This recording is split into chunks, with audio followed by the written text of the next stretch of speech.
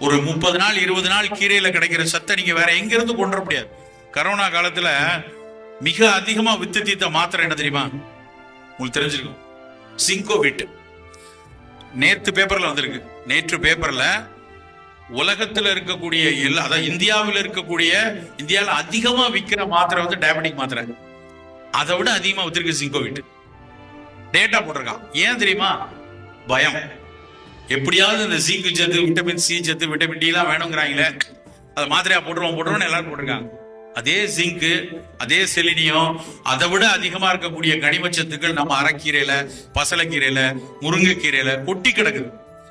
அப்ப தினம் அதை நம்ம சாப்பிடணுமா வேண்டாமா? முருங்கைக்கீரை விலையே அதுக்கு கிடையாது. பல இடத்துல முருங்கைக்கீரையில ஒரு பொரியலோ சூப்போ, அரைக்கீரையில, பசலைக்கீரையில, ஏதாவது ஒரு கீரையில் ஒரு உணவு கண்டிப்பா தினசரி இருக்கணும்.